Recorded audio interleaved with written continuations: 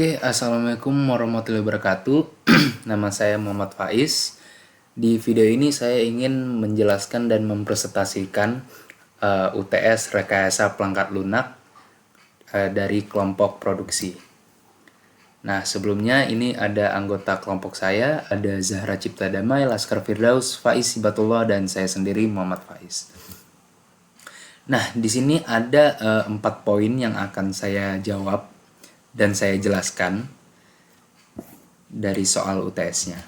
Nah, kita langsung ke pertanyaan pertama. Jelaskan perbedaan metode waterfall, sistem prototyping, dan angel development dari sisi tahapan, kapan dipakai, dan fleksibilitas. Oke, yang pertama adalah metode waterfall. Nah, metode waterfall ini merupakan model pengembangan sistem yang bersifat linear dan berurutan, dimulai dari analisis kebutuhan, desain sistem, dan juga implementasi dan lain-lain.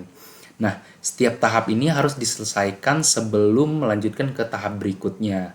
Nah, makanya metode ini cocok digunakan untuk kebutuhan proyek yang sudah jelas gitu ya dari awal, yang udah stabil dari awal.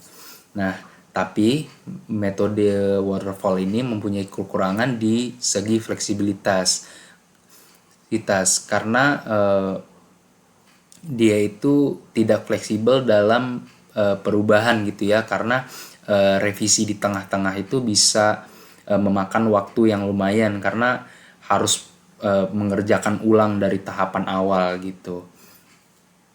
Nah, sedangkan yang kedua ada sistem prototyping. Nah, sistem prototyping ini lebih fokus kepada pembuatan model awalnya gitu yang akan dikembangkan. Nah, model ini tuh digunakan untuk mendapatkan feedback langsung dari pengguna supaya lebih cepat dan bisa dijadikan bahan untuk direvisi gitu ya. Nah, lalu pengembangan sistem akhirnya itu bakalan dibuat dari hasil revisi tersebut. Nah, makanya metode ini cocok untuk proyek dengan kebutuhan yang belum pasti gitu ya, atau masih sering berubah-ubah gitu. Karena memungkinkan penggunanya itu ikut berperan aktif dalam perancangan. Nah, dalam segi fleksibilitas sendiri itu bisa dibilang sistem prototyping ini lebih adaptif daripada waterfall, karena walaupun memakan waktu meskipun bisa memakan waktu gitu yang lumayan gitu karena harus revisi berulang-ulang gitu. Nah, yang terakhir ada angel development. Nah, dalam metode angel development ini itu lebih menekankan pengembangan bertahap dan berkolaboratif gitu dalam bentuk interaksi yang singkat yang disebut sebagai sprint. Nah, setiap sprint itu menghasilkan versi sistem yang dinamis dan cepat berubah atau melibatkan banyak komunikasi dengan pengguna. Nah, seperti aplikasi startup atau produk digital yang terus berkembang, metode ini tuh sangat fleksibel gitu ya, karena perubahan itu bisa dilakukan di setiap iterasi tanpa mengganggu keseluruhan proses pengembangan gitu. Nah, lalu dalam membuat sistem produksi ini apa sih yang kami pilih gitu. Nah, pertanyaan yang nomor 2, sesuai dengan status dipilih metode yang digunakan apa dan jelaskan pertimbangannya kenapa. Nah, sistem metode yang kami pilih adalah sistem prototyping. Kenapa? Karena dengan memilih sistem prototyping seperti yang saya bilang tadi sebelumnya, kami akan bisa dapat umpan balik dari pengguna langsung gitu ya, supaya bisa mengembangkan sistem ini biar lebih bagus dan juga bisa ke tahap finalnya. Nah, di metode ini tuh kami membuat versi awal sistem itu lebih cepat dan bisa langsung diuji, lalu bisa juga mendapatkan masukan langsung dari pengguna seperti kayak tampilannya, alur inputnya, dan juga laporannya. Nah, masukan tersebut seperti yang saya bilang tadi itu akan menjadi bahan untuk revisi kami selanjutnya gitu. Nah, metode ini cocok untuk sistem produksi menurut kami karena prosesnya yang sering berubah-ubah sesuai dengan kondisi lapangan, dan revisi itu juga bisa dilakukan secara cepat gitu tanpa menunggu sistemnya jadi sepenuhnya. Jadi sistem prototyping itu membantu kami untuk menghasilkan sistem yang lebih fleksibel dan juga sesuai dengan kebutuhan nyata di lapangan gitu. Oke. Nah, ini adalah tampilan prototype yang sudah kami bikin. Di sini ada 4 fitur yang bisa dilihat, ada login, work order, laporan, dashboard, dan juga input produksi. Nah, ke soal yang nomor 3, sesuai dengan studi kasus yang dipilih, jelaskan hasil user story apa yang didapatkan, kemudian jelaskan fitur dan fungsi produknya. Oke, dari user story dulu, itu kami ada 3 jenis pengguna, yaitu operator, supervisor, dan admin. Nah, operator ini melakukan login ke sistem supaya bisa mengakses menu perannya. Nah, kemudian membuat work order, menginput hasil produksi apakah itu di reject atau pas dia produknya.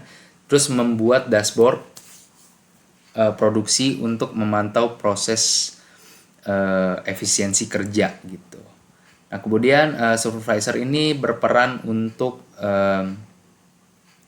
melihat laporan hasil produksi gitu ya, supaya bisa dinilai performa dan juga efisiensi timnya. Nah, sementara itu admin itu bertugas menyimpan dan menampilkan data produksi supaya semua informasi itu mudah diakses kapan aja gitu.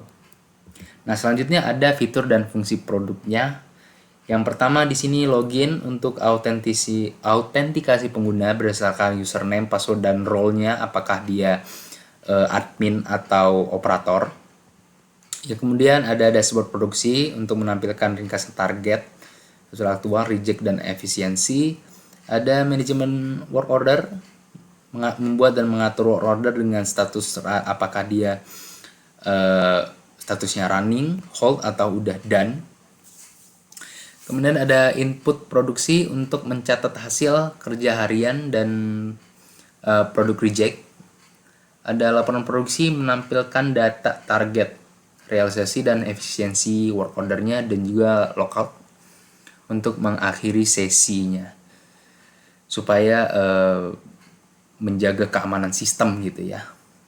Nah, dengan fitur-fitur ini yang udah kami rancang diharapkan mampu gitu ya untuk membantu proses produksi supaya lebih mudah dan efisien gitu.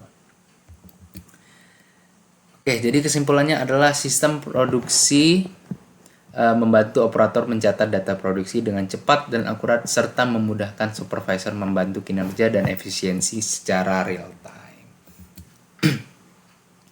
Oke, ke soal yang terakhir, sesuai dengan studi kasus yang dipilih, jelaskan hasil use case diagram dan activity diagramnya dan jelaskan prosesnya. Oke, ini di sini ada dua use case diagram yang sudah kami dua diagram yang sudah kami bikin, use case diagram dan juga activity diagramnya. Oke. Pertama dari use case diagram ini di sini ada admin produksi itu melakukan login atau autentikasi untuk mengatur hak akses pengguna. Terus operator itu menginput hasil produksi serta menerima notifikasi dari sistemnya gitu ya.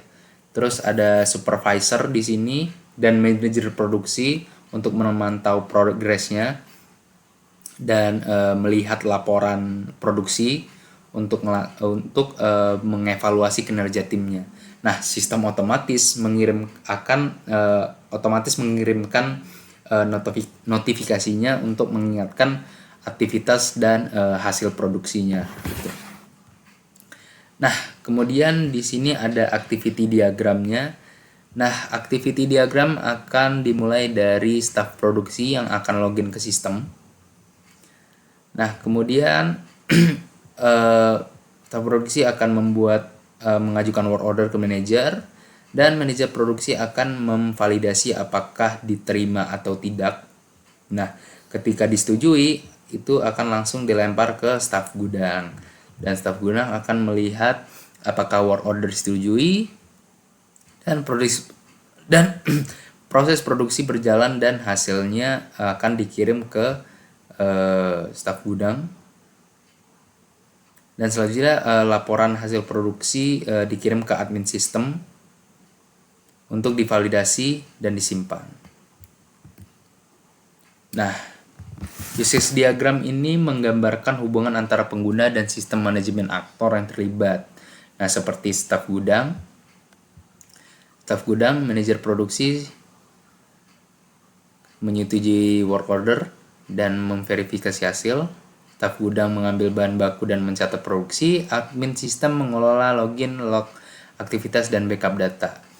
Nah, fitur utama sistem meliputi login dan autentikasi, perencanaan produksi, pemutaran work order, input hasil produksi, dan monitoring progress dan notifikasi. Nah, diagram ini tuh menunjukkan bahwa seluruh proses itu saling terhubung gitu ya, dan dapat dipantau secara terpusat dalam satu sistem.